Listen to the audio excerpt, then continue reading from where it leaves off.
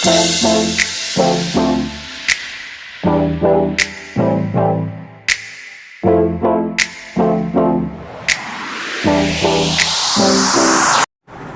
વિદ્યાર્થી મિત્રો, કેમ છો? આજે આપણે ધોરણ 10 ગુજરાતી મીડિયમના ગુજરાતી વિષયનું પહેલું કાવ્યનો અભ્યાસ કરવાનો છે. એ પહેલાં હું ગુજરાતી વિષય વિશે થોડીક તમારી જે સમજ અથવા ગેરસમજ જે છે એને ક્લિયર કરવા માગું છું. જનરલી અત્યારના સમયમાં આપણે એવું વિચારીએ છીએ કે ભાઈ ગુજરાતીમાં શું ભણવાનું હોય, વાંચી લ્યો એટલે તૈયાર થઈ જાય. મિત્રો, ખરેખર એવું નથી. એક સરસ મજાના લેખક અને વક્તા એવું કીધું કે દરેક વ્યક્તિનો વિકાસ એ તેમની પોતાની માતૃભાષામાં જ થાય છે. તમે અંગ્રેજી ભાષામાં ભણો, અંગ્રેજી મીડિયમમાં ભણો, કોઈ ઇસ્યુ નથી, કોઈ પ્રોબ્લેમ નથી. પણ તમે ગુજરાતી છો તો ગુજરાતીને બરાબર સમજતા શીખો. કારણ કે તમારે કોઈ પણ સબ્જેક્ટને, કોઈ પણ વિષયને, કોઈ પણ વસ્તુને સમજવા માટે એક પાયાના ભાષાનું નોલેજ હોવું જરૂરી છે. તમે રેકોર્ડ તપાસ કરજો કે મેથ્સમાંથી 100માંથી 100 હશે, સાયન્સમાં 100માંથી 100 હશે, સોશિયલ સાયન્સમાં 100માંથી 100 હશે, પણ ગુજરાતી હોવા છતાંય તમારા ગુજરાતીમાં ક્યારેય 100માંથી 100 નહીં હોય. આવું કેમ? એનો સીધો અર્થ છે કે આપણે ગુજરાતી વિષયને બરાબર સિરિયસલી લેતા જ નથી. આપણે એવું સમજીએ છીએ કે વાંચીને તૈયાર કરી લેવાનું, પરીક્ષા લક્ષી, પણ નહીં. મેથેમેટિક્સ તમને ગણતરી કરતાં શીખવાડે છે, સાયન્સ તમને શોધખોળનું નોલેજ આપે છે, વિશેષ જ્ઞાન આપે છે, વિજ્ઞાન એટલે વિશેષ જ્ઞાન આપે છે. જ્યારે ભાષા જે છે એ માણસને ખરા અર્થમાં માણસ બનાવે છે. આપણા ગુજરાતી વિષયની અંદર કાવ્ય 1થી લઈ અને એન્ડ સુધીના જેટલા ચેપ્ટર હશે એમાંથી તમે એક સારો માણસ બનશો. તમારા જાહેર જીવનની અંદર તમારે જ્યારે એપ્લાય કરવાનું થાય, તમારી લાઈફને એપ્લાય કરવાની થાય, ત્યારે આ સમજેલા પાઠો જે છે એ ખૂબ જ અગત્યના, ખૂબ જ મહત્ત્વના હોય છે કે એ માણસને પોતાના સ્વભાવ મુજબ, પોતાની સંસ્કૃતિ મુજબ એ કેળવે છે. સાચી મૂલ્યવર્ધક કેળવણી જે છે એ તમને તમારી માતૃભાષામાં જ મળતું હોય છે. આપણે કાવ્ય 1ની અંદરથી જ એવી મૂલ્યવર્ધક વાતોની શરૂઆત કરીશું. માત્ર ટ્રાન્સલેશન નહીં, ટ્રાન્સલેશનથી પ્રશ્નો તો તમે નવનીતમાંથી અથવા બીજા કોઈ દર્પણ છે વગેરેમાંથી તમે જોઈને તૈયાર કરીને પરીક્ષામાં લખી શકો. માત્ર પરીક્ષાલક્ષી જ્ઞાન હું તમને આપવા માગતો નથી. છેલ્લા 26 વર્ષથી હું ગુજરાતી ભણાવું છું. મારો આશય એવો હોય છે કે વિદ્યાર્થી સામે બેઠો છે એને એ કાવ્ય, એ પાઠ, એ નવલિકા, એ વાર્તા, એ કથા જે કાંઈ છે એ એટલું બધું આત્મસાત થાય કે વર્ષો સુધી એમના ઝહેનની અંદર, એમના મનની અંદર, એમના હૃદયની અંદર એ વસ્તુ ધબકતી રહે. અને જ્યારે જ્યારે એને જરૂરિયાત પડે, જીવનના કોઈ પણ પગલે એને જરૂરિયાત પડે, ત્યારે એ વસ્તુ અચાનક બહાર આવે અને એમ કહી શકે કે ના, હું એક સરની પાસે ગુજરાતી ભણેલો, જ્યારે આ વસ્તુ મેં સમજેલી, મારાથી આ વસ્તુ ન થઈ શકે. બસ આટલું થઈ શકે એટલે આપણું ગુજરાતી ભણવું સફળ છે. તો જાજી વાત નહીં કરતા આજે આપણે શરૂઆત કરીએ કાવ્ય 1.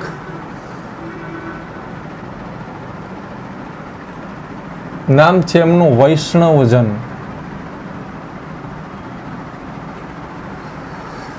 સીધો અર્થ છે વૈષ્ણવજનનો, સીધો અને સાદો અર્થ એવો થાય છે સાધુ પુરુષ, સજ્જન પુરુષ, સારો માણસ. આ સમયમાં બધાને સારું માણસ તરીકે ઓળખાવવું ગમે છે, પણ સારું માણસ થવું નથી. પણ નરસિંહ મહેતા જે એમના આ કવિ છે, નરસિંહ મહેતાએ ખૂબ સરસ રીતે આ કાવ્યને એવી રીતે સંજોવ્યું છે, એવી રીતે રચના કરી છે કે જો ખરેખર આ કાવ્ય જીવનમાં ઉતરે તો આપણી અંદર ઘણા બધા બદલાવ આવે અને ઘણા બધા સુધારાઓ આવે અને ખરેખર અર્થમાં આપણે આ વૈષ્ણવજન જે છે એ તરીકે જીવી શકીએ. જોકે સારી રીતે જીવવામાં કોઈ પ્રોબ્લેમ તો છે જ નહીં, છતાં પણ આપણે સારું જીવતા નથી. આપણી અંદરની ઈચ્છાઓ, મલિન ઈચ્છાઓને પૂરી કરવા માટે આપણે વૈષ્ણવજન થઈ શકતા નથી. પણ કવિ નરસિંહ મહેતા વૈષ્ણવજનના લક્ષણો કેવા કેવા હોય છે એ આ કાવ્યની અંદર આપણને ખૂબ સરસ રીતે સમજાવે છે. વૈષ્ણવજન કાવ્ય આજથી લગભગ 35 વર્ષ પહેલાં ભણતા અમે, 30 વર્ષ પહેલાં ભણતા ત્યારે પણ આવતું, અને અમારા પપ્પા અને એ પણ અગાઉ ભણતા ત્યારે પણ આવતું, અને આજે પણ એ કાવ્ય આવે છે. એનો અર્થ એ છે કે આ કાવ્ય ઓલ ટાઈમ હિટ્સ છે. નરસિંહ મહેતા એક એવું ગુજરાતી પાત્ર છે, આપણે એવા આદિકવિ છે, એવા ભક્ત કવિ છે જે દરેક પેઢીના હૃદયની અંદર બિરાજમાન આજે વર્ષો થયા છે. એમનો સમયગાળો આશરે 15મી સદી નક્કી કરવામાં આવ્યો કે ભાઈ 15મી સદીમાં આ નરસિંહ મહેતા જે છે એ જુનાગઢની અંદર થઈ ગયા. આપણને આટલી જ ખબર છે કે જુનાગઢ જાય તો ત્યાં નરસિંહ મહેતાનો ચોરો છે, પણ આનાથી વિશેષ આપણે સમજતા નથી અથવા કંઈ જાણતા નથી એવું બની શકતું હોય છે. પણ અહીંયા એમનો થોડોક અહેવાલ આપ્યો છે, એને આપણે સમજવાનો પ્રયત્ન કરીએ કે ભાઈ નરસિંહ મહેતાનો જન્મ ભાવનગર જિલ્લાના તળાજા ગામમાં થયો હતો. આપણે છે અત્યારે જુનાગઢની, પણ એમનો મૂળ જન્મસ્થાન જે છે એ ભાવનગર જિલ્લાનું જે તળાજા આવ્યું પાલિતાણાની આસપાસમાં ત્યાં થયો હતો. તેમની કર્મભૂમિ જુનાગઢ હતી. એમની કર્મભૂમિ નો ડાઉટ જુનાગઢ રહી, પણ એમનું બાકીનું જે જીવન છે એની કોઈ વિગતવાર કે આધારભૂત કોઈ માહિતી મળતી નથી. આદિકવિઓ જે છે પ્રેમાનંદ છે કે મીરાબાઈ છે કે નરસિંહ મહેતા છે, આદિકવિ ભક્ત કવિઓ જે કંઈ થઈ ગયા, સુરદાસ છે હિન્દીના કે રસખાન છે, એ લોકોના સમયગાળો ચોક્કસ નથી હોતો, પણ આશરે સમય આપણને આપવામાં આવ્યો હોય છે કે આશરે આટલા વર્ષો પહેલાં થઈ ગયા. એનો અર્થ એવો થયો કે 15મી સદી એટલે અત્યારે 21મી સદી, એટલે કે 600 વર્ષ પછી પણ આપણે એમના કાવ્યોને જેમ લોક મુખે ગવાયેલા, પોતે કોઈ કવિઓ હતા ને એની અંદરથી ઉર્મી ઉપડી અને ઉઠી અને એમને એક મોઢે મુખેથી સ્વમુખેથી એને ગાઈ નાખ્યા, અને એ એટલા બધા લોકપ્રિય થઈ ગયા કે આજે આપણે એ 10મા ધોરણની અંદર એને ભણવું પડે છે. આ એક મોટી મહાન વાત છે. નરસિંહ મહેતા કોઈ એટલા બધા ભણેલા ગણેલા હતા નહીં, એમ છતાં અંદરથી હૃદયનો ભાવ જે એમને ભગવાન કૃષ્ણ ભક્તિ કરતા અને ભગવાન પ્રત્યે જે ઠાલવો છે એને અહીંયા આપણે ભણવાનો પ્રયત્ન કરીએ છીએ.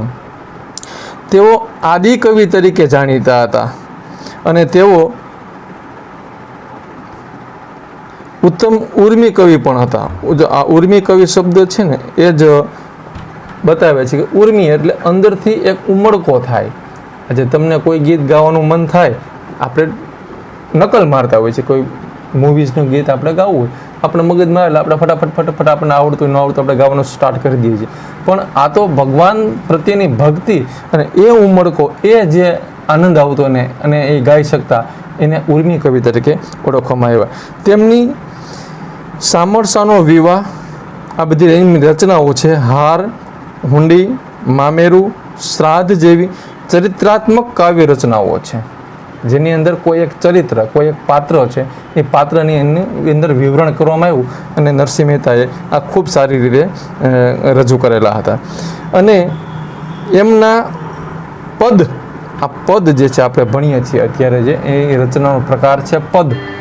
કદાચ આપણને આ બધી વસ્તુઓ હવે તો MCQનો સમય રહ્યો નથી, પણ છતાંય ક્યારેક એકાદ વાક્યના પ્રશ્નના જવાબમાં એવું પૂછી શકે કે ભાઈ નરસિંહ મહેતા જે રચતા એ રચનાઓને શું કહેવામાં આવતું, તો એમને આપણે પદ તરીકે ઓળખીએ છીએ ને આપણે આ પદ ભણી રહ્યા છીએ. એ પદ પ્રભાતિયા તરીકે જાણીતા છે. હવે તો કદાચ તમને કોઈને ખબર હોય કે ન ખબર હોય, પણ અમે જ્યારે નાના હતા ને ત્યારે અમારા મમ્મી પપ્પા જે છે સવારના 6 વાગ્યાની આસપાસ રેડિયો સ્ટાર્ટ કરી દેતા. એટલે એમાં પેલા રેડિયો સ્ટેશન ખુલે અને ત્યાર પછી સીધા આકાશવાણીનું આ રાજકોટ કેન્દ્ર છે એમ કરી અને એ સ્ટાર્ટ થતું, અને પછી સીધા પ્રભાતિયા ચાલુ થતા. અને એ પ્રભાતિયામાં મોટાભાગના નરસિંહ મહેતાના પ્રભાતિયાઓ જે છે, જે ખૂબ જ પ્રખ્યાત છે, ખૂબ જ ફેમસ છે, એ પ્રભાતિયાઓ સાંભળવા મળતા. અને આમ ધીમે ધીમે ધીમે ધીમે ધીમે એ લોકકંઠે એટલા બધા વખણાઈ ગયા, એટલા બધા વસી ગયા કે આજે પણ એ પ્રભાતિયાઓ સવારમાં 6 વાગ્યામાં ગાવામાં આવે છે. પ્રભાતિયાનો અર્થ જ છે પ્રભાતમાં ગવાતું ગાયન. સવારના પહેલો પોર હોય અને આમ તો છેલ્લો કહેવાય, રાત્રિનો છેલ્લો પોર, અને વહેલી સવાર સૂર્યોદય પહેલાંનો જે સમયગાળો છે, સૂર્યનારાયણ જે આકાશમાં ઉદય ન થયા હોય એ જ દરમિયાનમાં આપણે આ જે ગાયનો ગાય છે, ભક્તિના ગીતો ગાઈએ છીએ, એમને પ્રભાતિયા કહેવામાં આવે છે. અને આ પ્રભાતિયાથી જ સવાર પડતી હતી. ત્યાર પછી ચાતુરીઓ, હિંડોળાના પદ, વસંતના પદ, કૃષ્ણલીલાના પદ વગેરે એમની રચનાઓ છે. એમના પદોમાં ખાસ નોંધવા જેવો શબ્દો કે ઉપનિષદ વાણીનું ભાષાબળ છે. એટલે કે આપણા જે વેદ છે, શાસ્ત્રો છે, પુરાણો છે, એમાં ઉપનિષદ એવો શબ્દ કદાચ તમે સાંભળ્યો હોય. એ ઉપનિષદની અંદર જે ઉપદેશાત્મક ભાષાનો ઉપયોગ કરવામાં આવ્યો છે, કે જેમાંથી આપણને શિખામણ મળે, જેમાંથી આપણને કંઈક શીખવા મળે, કંઈક પ્રેરણા મળે, જીવન સારી દિશામાં કેમ લઈ જવું એની સમજ મળે. આવી બધી વસ્તુઓ જે છે એને ઉપનિષદની ભાષાનું બળ કહેવામાં આવે. આવી ભાષાનો ઉપયોગ એમને પોતાની રચનાઓમાં કર્યો છે. જ્યારે નરસિંહ મહેતા ખરેખર એટલું ભણેલા હતા ને, એમ છતાં આ તો અંદરની ઉર્મિ જે છે એ આપણા સુધી પહોંચાડતા હતા. નરસિંહ મહેતાના અનેક પદો સદીઓથી ગુજરાતની પ્રજાના હૈયે અને હોઠે વસેલા છે. સદીઓથી એટલે 600 વર્ષ તો પાકા, 15મી સદી કીધી એટલે 600 વર્ષથી ગુજરાતની એક એક પબ્લિક જે છે એમના કંઠે આ વસેલા છે. હા, નવી પેઢીને કદાચ અત્યારની ન ખબર હોય એવું બની શકે, પણ ભણવામાં આવે છે. એટલે હવે તમે સર્ચ કરજો પ્રભાતિયા અને સાંભળજો નરસિંહ મહેતાના પ્રભાતિયા. અનેક એમની રચનાઓ જે છે હવે તો યુટ્યુબ ઉપર અવેલેબલ છે. અમારા સમયમાં તો એ પણ હતું નહીં. યુટ્યુબ ઉપર પ્રભાતિયા એટલું લખશો એટલે ઘણું બધું એમની અંદર મટીરિયલ ખુલશે. હૈયેને હોઠે વસેલા છે. વૈષ્ણવજન પદ ગાંધીજીને ખૂબ પ્રિય હતું. આ જો કોઈ વધુ ફેમસ થયું હોય તો એનું કારણ છે આ ગાંધીજીની વધુ પ્રિય હતું. ગાંધીજી આપણા રાષ્ટ્રપિતા હતા, આપણે સૌ જાણીએ છીએ. આઝાદીની લડતમાં એમનો સિંહ ફાળો હતો એ પણ જાણીએ છીએ. એમનો આશ્રમ સાબરમતીની, અમદાવાદ સાબરમતીના કાંઠે જે સાબરમતી આશ્રમ છે, એમની સવાર સાંજ પ્રાર્થનાની અંદર આ પ્રભાતિયું વૈષ્ણવજન હતો તેને કહીએ કે પીડ પરાઈ જાને રે, પર દુઃખ પર ઉપકાર કરે તો એ મન અભિમાન ન આણે રે, આ ગવાતું હતું. અને એમને કારણે એ આશ્રમની અંદર આવતા દેશના વિદેશના અનેક મહેમાનો આ પ્રભાતિયું સાંભળતા, સમજતા, અને એમને પણ બધાને ખૂબ ગમ્યું. અને ધીમે ધીમે આ પ્રભાતિયું જે છે એ વિશ્વ પ્રસિદ્ધ બની ગયું. એ કારણે ગુજરાત બહાર ભારતને વિશ્વમાં પણ આ પદ જાણીતું થયું. આ પદ વૈષ્ણવજન એટલે કે સાદી ભાષામાં જેને ભગવાનનો માણસ અથવા સજ્જન કહીએ છીએ એના લક્ષણો બતાવવામાં આવ્યું છે. સજ્જન માણસની ઓળખ કેવી રીતે હોય? હંમેશા કોઈ પણ માણસની પરખ હોય. સમાજ જે છે એ અરીસો છે. તમે જેવું બિહેવ, તમે જેવું વર્તન કરો છો એ પ્રમાણેની નોંધ સમાજ લેતો હોય છે કે આ માણસ કેવો. અને આપણી ઓળખ એ ક્યારે કે અમુક ઉંમર, અમુક લેવલ, અમુક સ્ટેજ ઉપર આવ્યા પછી આપણી ખબર પડે. કોઈ 1-2 દિવસમાં ઓળખ ઊભી નથી થઈ જતી, કે કોઈ 1-2 કલાકમાં ઊભી નથી થઈ જતી, કે 1-2 વર્ષમાં નથી થઈ જતી. ઓળખ ઊભી કરવા માટે તો આખો સમયગાળો જે છે એ જરૂરી હોય છે. વૈષ્ણવજનના કેવા લક્ષણો બતાવવામાં આવ્યા આ કાવ્યની અંદર? આટલું સમજી લઈએ ને તો કાવ્ય ઓટોમેટિક આખું સમજાઈ જાય છે. જેવું કે જે બીજાના દુઃખ જાણે, કોઈના પર ઉપકાર કરે છતાં મનમાં અભિમાન ન રાખે. હવે આપણે કમ્પેરિઝન કરશું આપણા સ્વભાવ સાથે, આપણા આસપાસમાં રહેતા લોકોની સાથે કમ્પેરિઝન કરવાનું છે આપણે કે ભાઈ આવું બનતું હોય છે કે કોઈ બીજાના દુઃખમાં ભાગ લેવા માટે રાજી હોય છે ખરો? અને કદાચ ને શરમે ધર્મે કે કોઈ પ્રેશરથી, કોઈ દબાણથી અથવા પોતાની સમજથી એ કોઈને મદદરૂપ થયો તો એ કેટલા પ્રમાણમાં, કેટલી વખત એ વ્યક્તિને સંભળાવશે.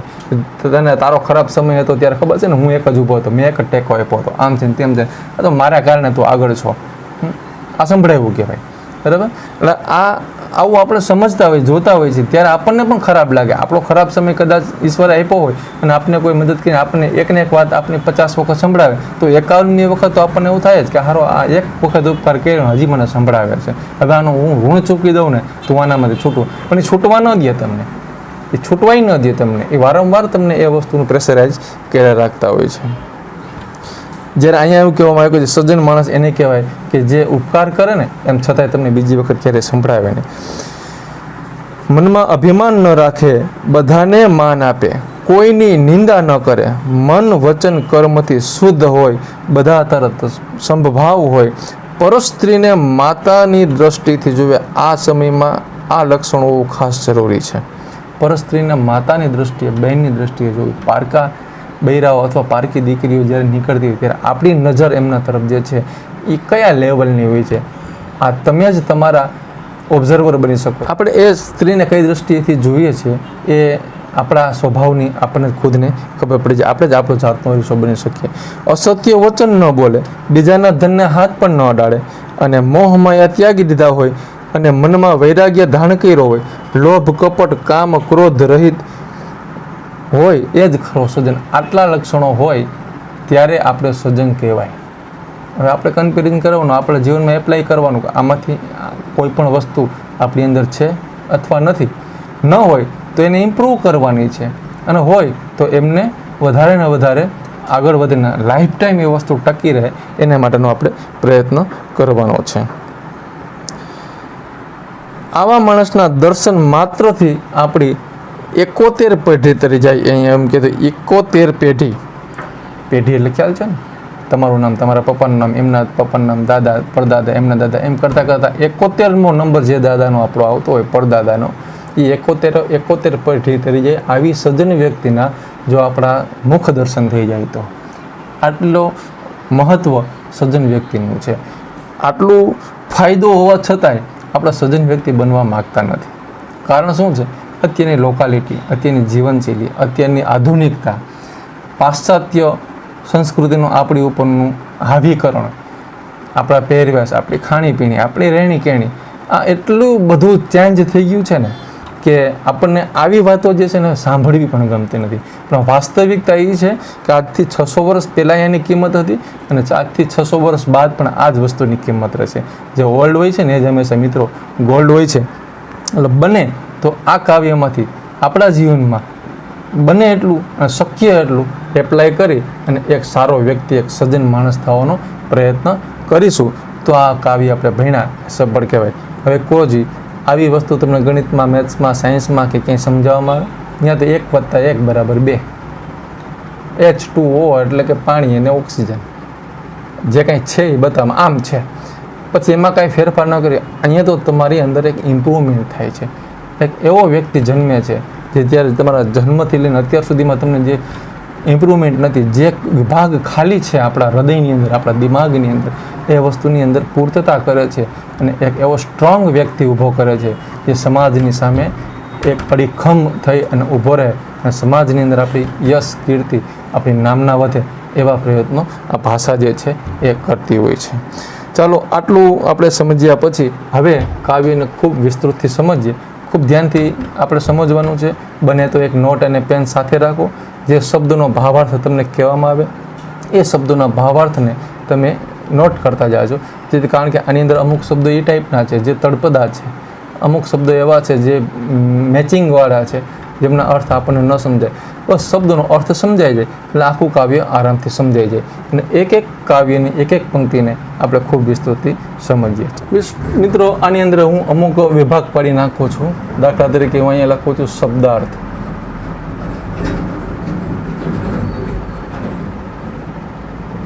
આ શબ્દોના અર્થને આપણે સમજવા માટે અહીં પહેલો શબ્દ લખી નાખીએ છીએ આપણે વૈષ્ણવજન.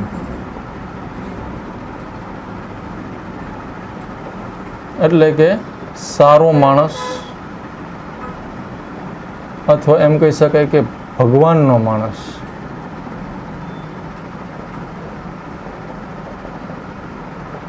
અથવા સજ્જન વ્યક્તિ કહી શકીએ.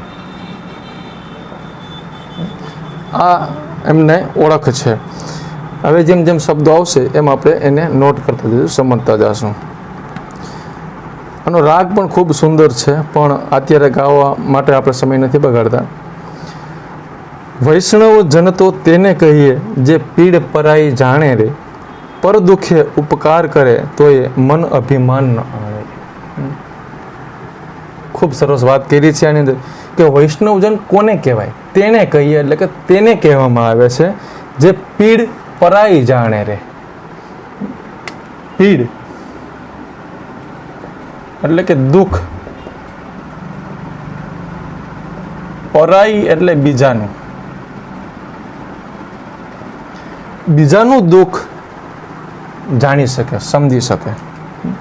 હવે અહીંયા આપણી પાસે જ આપણા દુઃખની વાત કોઈને કહેવાનો ટાઈમ નથી અત્યારના આ જનરેશન પાસે. તો બીજાના દુઃખને સમજવાનો ક્યાં પ્રયત્ન? આડોશ પડોશમાં કોઈ પ્રોબ્લેમ ક્રિએટ થયો તો આપણે એમાં ધ્યાન પણ નથી આપતા. પણ આપણો સમાજ, આપણી સંસ્કૃતિ આવું નથી વિચારતી. આપણો સમાજ, આપણી સંસ્કૃતિ એવું વિચારે છે કે ભાઈ આપણું દુઃખ તો છે જ, પણ આપણે જ્યાં સુધી બીજાના દુઃખને નહીં સમજીએ ત્યાં સુધી આપણે આપણું દુઃખ હળવું નહીં કરી શકીએ. આપણા દુઃખને હળવું કરવાનો, આપણા દુઃખમાંથી બહાર આવવા માટેનો રસ્તો બીજાના દુઃખને સમજવામાં આવે છે. એટલે જો ખરેખર આવું થાય, આવું બને તો બની શકે કે એમાંથી આપણને આપણા દુઃખમાંથી બહાર નીકળવાનો રસ્તો મળે. અથવા આપણે દુઃખી ન હોય, આપણે ઈશ્વરની દયા હોય, ખૂબ સારું હોય, તો આપણી ફરજમાં આવતું હોય છે કે આપણે બીજાના દુઃખને થોડુંક સમજવાનો પ્રયત્ન કરીએ, એમાં ધ્યાન દઈએ. સમજવામાં બીજું કંઈ હોતું નથી. આપણે ખાલી એમના ખભા ઉપર હાથ રાખીને પૂછવાનું, ભાઈ કંઈ તકલીફમાં છો, કંઈ મુશ્કેલી હોય તો મૂંઝાતો ને, હું બેઠો છું. બસ આ આશ્વાસનના જે 2 શબ્દો છે ને, એ જ માણસને એમના દુઃખમાંથી ઓટોમેટિક બહાર લે. પોઝિટિવિટી જેને કહેવામાં આવે, આપણે માત્ર એની અંદર પોઝિટિવિટી ક્રિએટ કરવાની છે. અને બની શકે તો આપણે બહુ સારું હોય તો આપણે એને અમુક પૈસા કે અમુક ધન કે અમુક રીતે એને જે કંઈ જરૂરિયાત હોય એ જરૂરિયાતને આપણે પૂરી કરી અને એને ટેમ્પરરી ઉપર લઈ આવવાનો પ્રયત્ન કરીએ તો પણ આપણે બીજાના દુઃખમાં સમજા કહેવાય એવું કહી શકાય. પર દુઃખે ઉપકાર કરે તો એ મન અભિમાન ન આણે રે.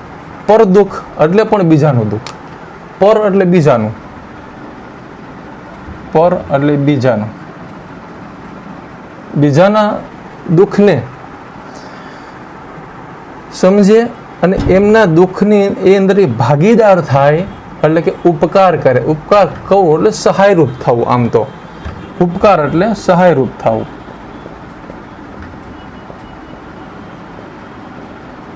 સહાયરૂપ થવું, આપણે એમને સહાયરૂપ થઈએ, ઉપકાર કહેવાય એમ કહી શકાય. અને એમ છતાં મન અભિમાનનો આણે, આણે એટલે લાવવું,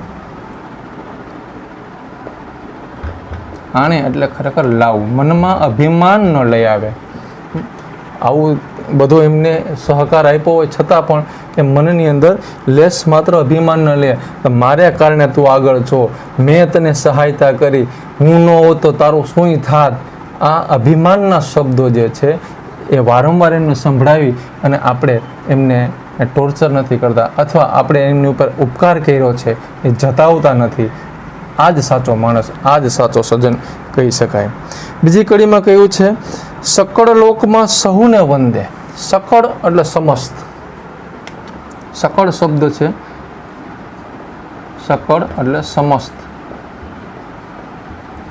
તમામ, આખી દુનિયા, આખા વિશ્વની અંદર સકળ લોકમાં સહુને વંદે, બધાને વંદન કરે. જે કોઈ સામું મળે ને એમનો ભાવ હંમેશા નમ્ર હોય છે. જય શ્રી કૃષ્ણ, જય દ્વારકાધીશ, કેમ છો, નમસ્કાર, સહુને વંદે. એ નમતો નમતો નમતો ચાલે.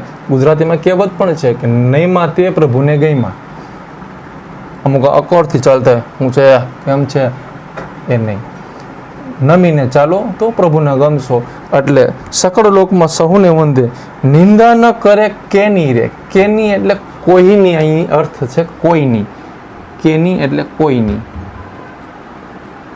કોઈ પણની નિંદા નથી કરતો. નિંદા કરવી એટલે ખબર જ છે આપણને, નિંદા શબ્દ બહુ જાણીતો છે કે આપણે બીજાની વાતો કરવામાં ખૂબ રસ હોય કે ફલાણાની દીકરીને આમ થયું, ફલાણાના દીકરાને આમ થયું, એને તો આમ હતું ને આને તો તેમ હતું, હવે આને આમ થઈ ગયું છે એટલે આમ છે ને તેમ છે ને, કેવો માણસ છે આપણને બધાને ખબર જ છે ને, અમે તો આમ ને અમે તો તેમ ને. આપણી પ્રશંસા અને બીજાની નિંદા.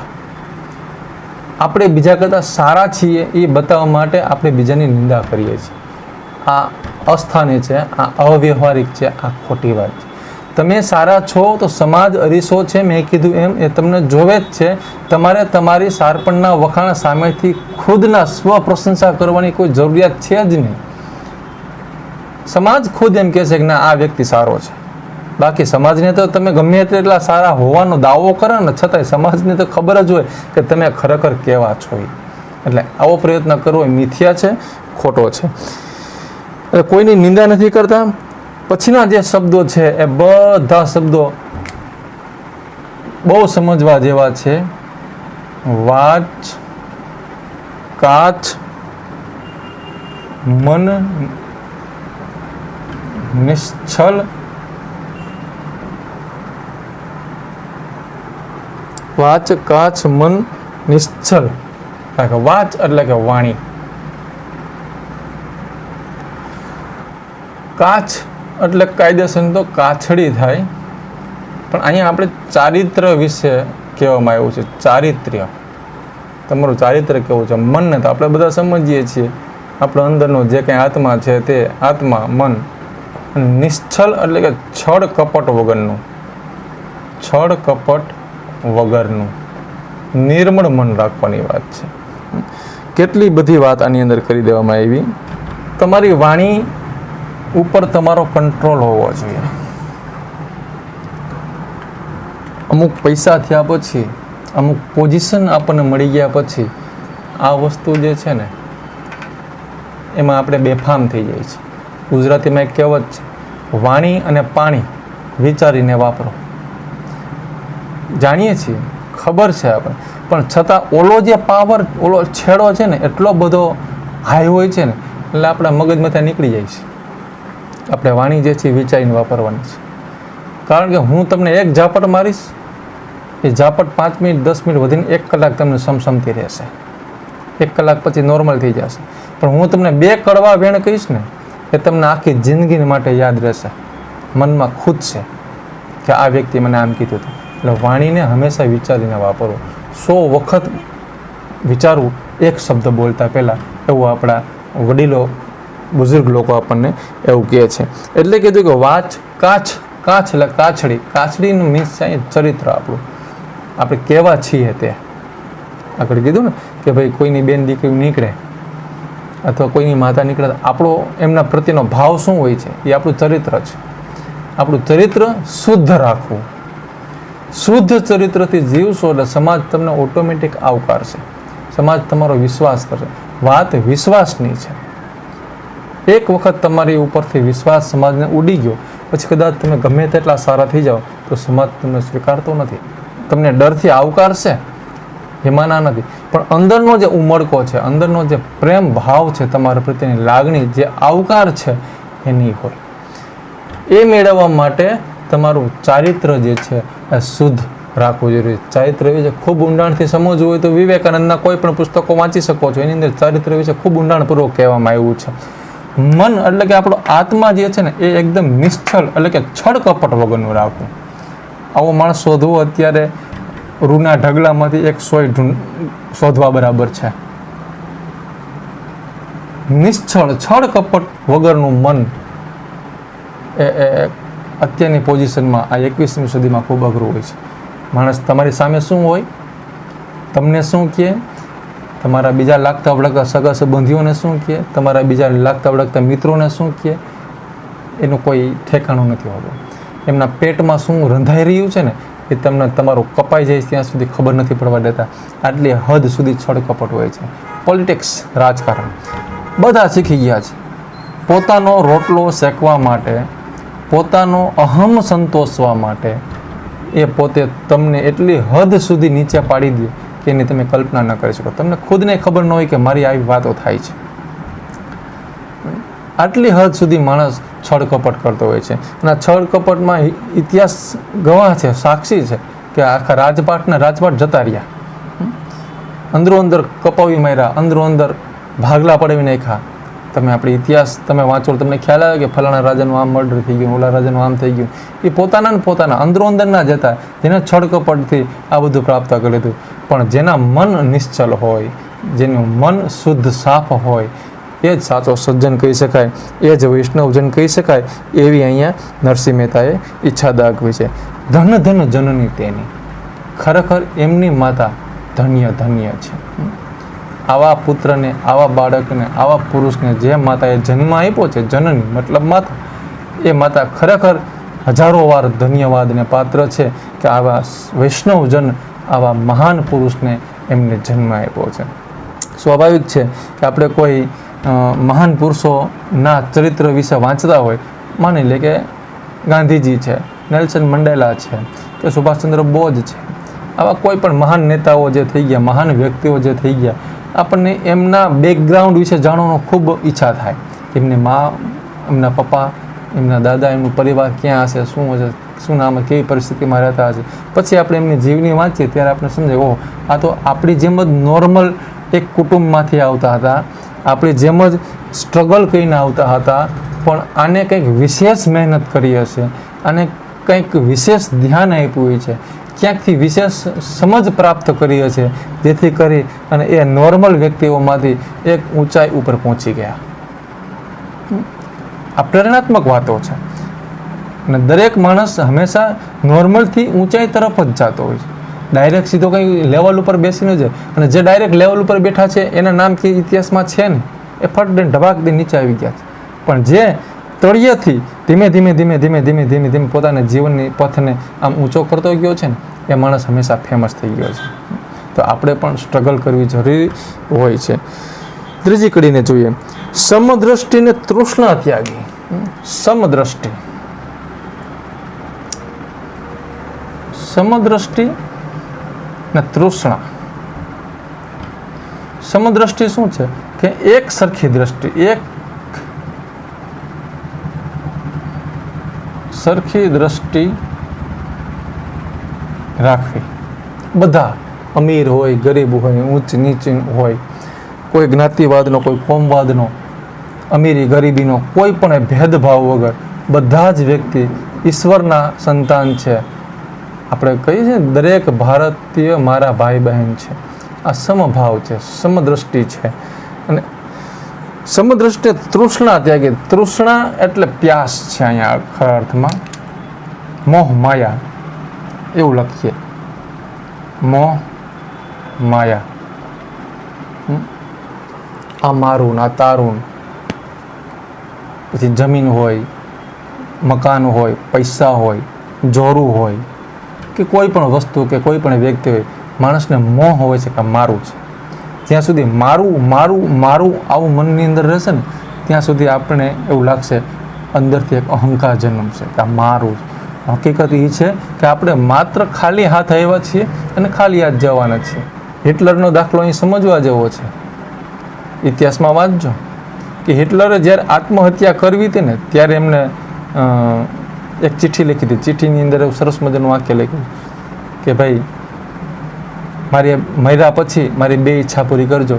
એક ઈચ્છા એ કે આ ચિઠ્ઠી બહાર વાંચજો અને સમાજને સમજાવજો કે આ શું છે. ચિઠ્ઠીમાં લખ્યું હતું કે હું જ્યારે બહાર નીકળું ત્યારે મારો જનાજો જ્યારે બહાર કાઢવામાં આવે ત્યારે મારા 2 હાથ જે છે જનાજાની બહાર આ રીતે ખુલ્લા રાખજો. સિકંદર વિશે પણ આવું કહેવાય છે, હિટલર વિશે પણ આવું કહેવાય છે. જેથી કરીને સમાજને ખબર પડે કે અડધી દુનિયાને જીતનારો, પોણી દુનિયાને જીતનારો સિકંદર ખાલી હાથે આવ્યો હતો. ને આટલો બધો કોહરામ મચાવ્યા બાદ પણ આજે સિકંદર ખાલી હાથે જાય છે. આજે હિટલર ખાલી હાથે જાય છે. તો શું લઈ આવ્યા હતા, શું લઈ જવાના? છતાંય મારું મારું મારું આ જે તૃષ્ણા છે એનો ત્યાગ કરવાનું અહીં નરસિંહ મહેતાએ કીધું છે. અને બીજું વાક્ય હિટલરે એમની ચિઠ્ઠીમાં લખ્યું હતું કે જો મને એક સારો શિક્ષક મળ્યો હોત તો આજે હું હિટલર ન હોત. ગુરુનું આટલું બધું મહત્વ હોય છે જીવનમાં. સમજીએ તો, સ્વીકારીએ તો, કે જો મને એક સારો શિક્ષક મળ્યો હોત તો હું આજે એક હિટલર ન હોત, તો કંઈક અલગ હોત. આટલો બધો ક્રૂર હતો હિટલર. સમદ્રષ્ટિ તૃષ્ણા ત્યાગી. પરસ્ત્રી જેના માત્ર, પરસ્ત્રી એટલે બીજાની સ્ત્રી, જેને ઉપર આપણો કોઈ અધિકાર નથી. પરસ્ત્રી એટલે બીજાની સ્ત્રી, જેની ઉપર આપણો કોઈ અધિકાર નથી. હકીકતમાં નથી આપણી માં, નથી આપણી બેન, કાકી, મામી, કોઈ નથી. આપણો કાંઈ છેડો લાગતો ઓળખતો નથી. અને જે સ્ત્રી છે એ સ્ત્રીની આપણે માતા સમાન જોવાની છે. ઉંમરમાં આપણી માની ઉંમરના હોય તો માતા સમાન, બેનની ઉંમરમાં હોય તો બેન સમાન. પણ આ 2 સંબંધોને બાદ કરતાં આપણી દૃષ્ટિ ત્રીજી જ હોય છે. એટલે નરસિંહ મહેતાએ કીધું, કદાચને ખબર હશે કે 21મી સદી આવશે ને આવો સમય આવશે ને, કે દરેક સ્ત્રીને આપણે માતાના રૂપમાં જોવી જોઈએ. જીહવા થકી અસત્ય ન બોલે, પડધન ન ઉજાલે હાથ. જીહવા એટલે કે જીભ. જીહવા અહીં અર્થ છે જીભ. જે કંઈ કાળું કામ કરે છે ને એ આ જીભ કરે છે. જોક્સ છે ને સરસ મજાનો કે જીભ અને આખું આપણું શરીર છે અંદર અંદર ઝઘડતું રહે. જીભે આવો જીદ કરી. હવે જોજો તમને બધાને માર ન ખવડાવત ક્યાં છે, અંદર જીભને દાંત 2 બાંધ્યા. એટલે આ દાંતને એમ કે હું 32 જણા છે, તું એકલી શું કરી લેજે કે જો સમય આવશે તું આપણે જોઈ લેશું. જેવો પહેલવાન નીકળ્યો, પહેલવાનને સીધી એને ગાળ દીધી. પહેલવાને ભાવ તેને એક મૂકો માર્યો મોઢા ઉપર, તો દાંત 32 બહાર, જીભ બહાર દાંત કાઢે. કેમ? મારું એક જ વાક્ય તમને બધાને બહાર કરી દીધા ને. એટલે જીભ જે કરે ને એવું કોઈ ન કરી શકે. એટલે જીહવા થકી અસત્ય ન બોલવું, જીભથી ક્યારેય અસત્ય ન બોલવું. પણ આપણે અસત્ય બોલ્યા વગર જીવી શકતા નથી. જરાક અમથી ભીંગ પડે એટલે સીધું અસત્ય થાય. હોમવર્કથી લઈ ક્યાંય આવવા જવાની બાબતમાં આપણા મમ્મી પપ્પાએ પૂછ્યું હોય તો આપણે ઘરે આવીને જવાબ તો આપણો અર્ધ સત્ય જ હોય, પૂર્ણ સત્ય ક્યારેય હોય જ નહીં. તો જીહવા થકી ક્યારેય અસત્ય ન બોલવું. અને પરધન ન ઉજાલે હાથ રે. પરધન એટલે કે બીજાનું ધન. જેમ પરસ્ત્રી ઉપર આપણી નજર ન હોવી જોઈએ, એમ આપણે બીજાના ધન ઉપર પણ આપણી દ્રષ્ટિ ન હોવી જોઈએ. બીજાના ધન ઉપર આપણી દ્રષ્ટિ ન હોવી જોઈએ. શું કામ? તો કે આ એમની મહેનતનું છે, તમે કમાયેલું નથી એટલે તમારો અધિકાર એ ધન ઉપર નથી. પણ આ સમયમાં તો એન કેન પ્રકારે કોઈ પણના ગળા કાપી અને પૈસા પેદા કરવાની વાત છે. કારણ કે પૈસા મારા પરમેશ્વરને, હું પૈસાનો દાસ. પાછા આપણે એવી ફિલોસોફી કરીએ કે પૈસા કોઈ દી કોઈના થયા નથી, કોઈના થવાના નથી. તમને ખબર છે કે આમ જ છે, છતાંય તમે એ ભૂલ કરો છો. અનીતિથી, અવ્યવહારિક રીતે, કોઈનું ગળું કાપીને, કોઈનું ખિસ્સું કાપીને, કોઈને દગો આપીને, કોઈની પાસે છેતરપિંડી કરીને, કોઈને પાસેથી પડવી લઈએ છીએ. આ જે પૈસો આવે છે એ અનીતિનો પૈસો છે. એની પૈસો ક્યારેય લાંબા સમય સુધી ટકતો નથી.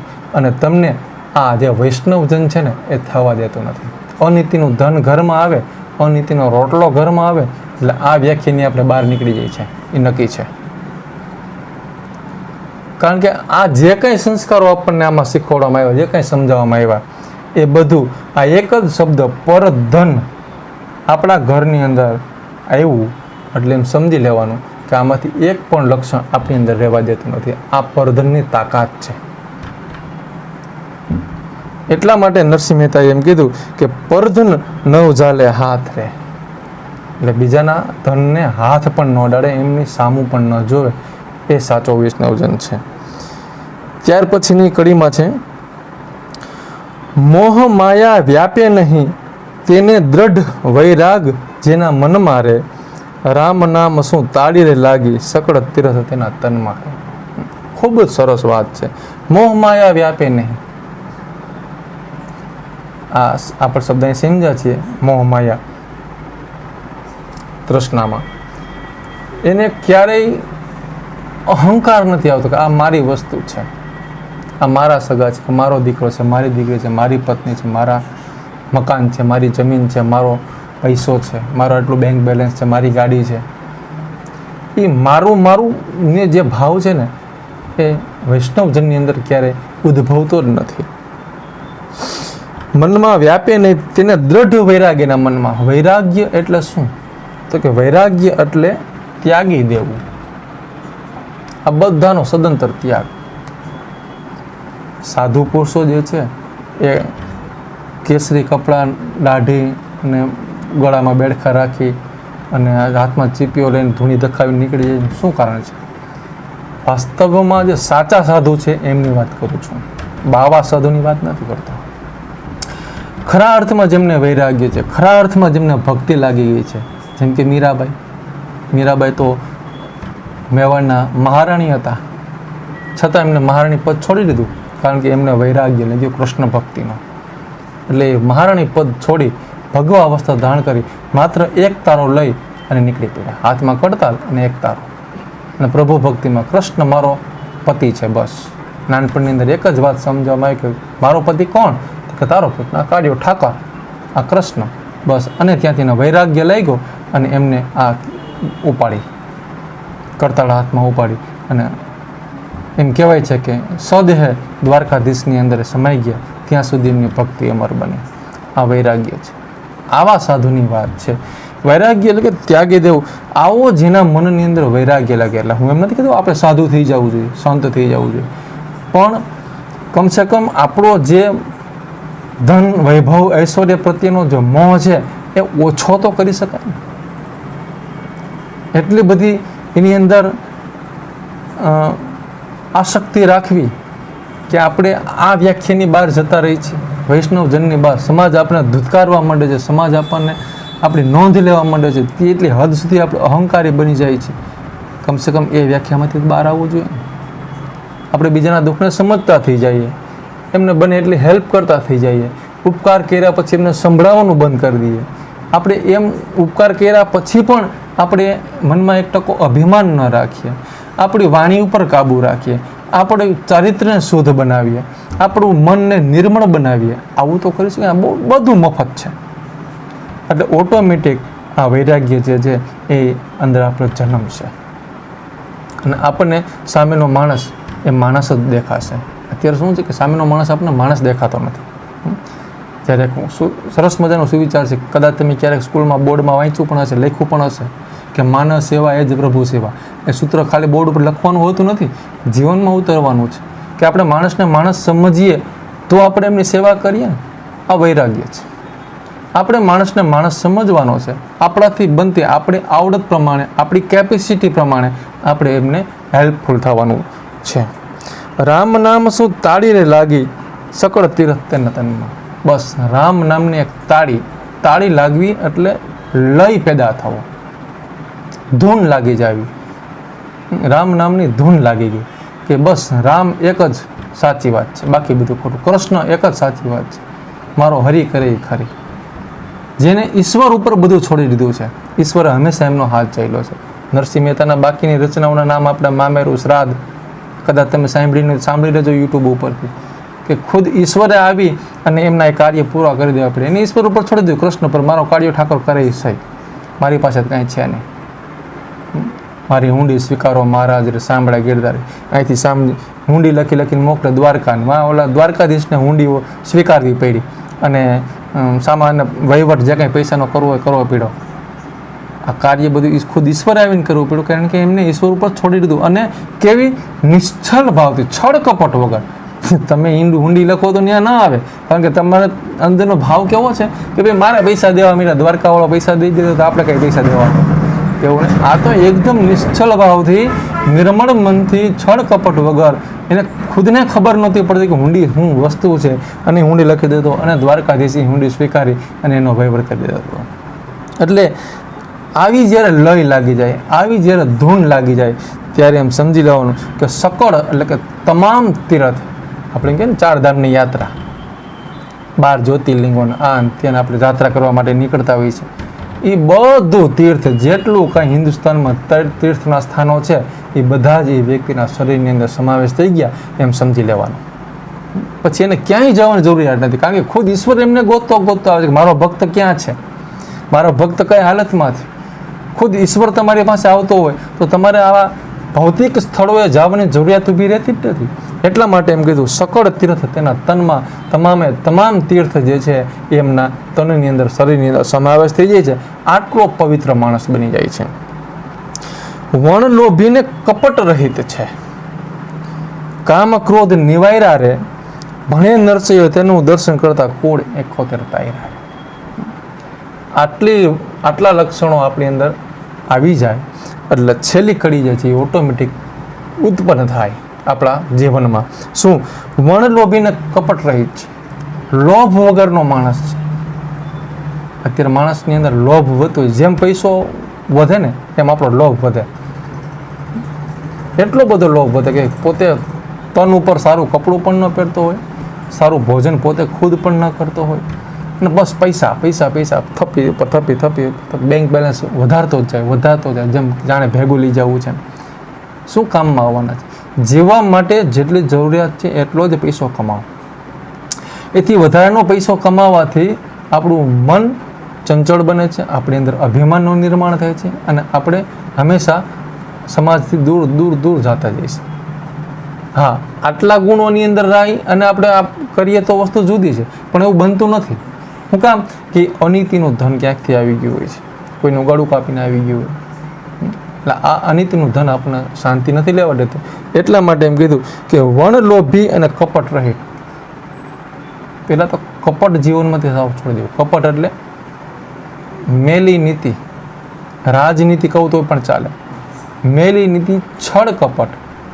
આપણે બીજાના મોઢે કંઈક અલગ કહીએ, ત્રીજાના મોઢે કંઈક અલગ કહીએ, અંદરનો ભાવ જુદો હોય અને કપટ કરી ખોટું બોલી અને એમનું પડાવી લેવાનો જે પ્રયત્ન કરીએ છીએ ને એને કપટ કહેવામાં આવે છે. આ કપટ વગરનું કામ ક્રોધ જેને નિવાર્યા એટલે કે નિર્વાણ કરી દીધા, એને ખલાસ કરી નાખ્યા. કામના અર્થમાં છે અહીંયા. કામ શું છે? અહીંયા અર્થ છે વાસનાના અર્થમાં છે. ક્રોધ, આ બધા માણસના જીવનના, ક્રોધ એટલે ગુસ્સો, આ માણસના જીવનના શત્રુ છે. બધા માણસના જીવનના શત્રુ છે. કોઈ સ્ત્રીને જોઈને આપણે એમને પ્રત્યે જે ખરાબ ભાવનાઓ જાગે છે એમને કામ કહેવામાં આવ્યું. આપણું ધાર્યું ન થયું, આપણી ઈચ્છા મુજબ ન થયું એટલે આપણે મનની અંદર ક્રોધ જન્મો અને આપણે ઊંધું વારી નાખ્યું. પણ જેને કામ અને ક્રોધની ઉપર કંટ્રોલ કરી લીધો છે, એને વશમાં કરી લીધા છે કે કદાચ ઊંધું ઉરી જાય તો એનું મુખ હસતું ને હસતું હોય, એના મનની અંદર જરાય કોઈ ધા ઉધા, કોઈ ઉતાર ચડાવ ન હોય, પોતાના નિજાનંદમાં મસ્ત રહેતો હોય, કાંઈ વાંધો નહીં, જે થયું મારી હરીને ગમ્યું એ ખરું, મારા ઈશ્વરને ગમ્યું એ ખરું, મારા પ્રભુને ગમ્યું એ ખરું, એમ કહીને જે જતું કરી દે છે એ વ્યક્તિઓ હંમેશા એમ કહેવાય કે આને કામ ક્રોધનું નિર્વાણ કરી નાખ્યું છે, એને અમે એના જીવનમાંથી એમની વિદાય આપી દીધી છે. ભણે નરસૈયો તેનું દર્શન કરતા.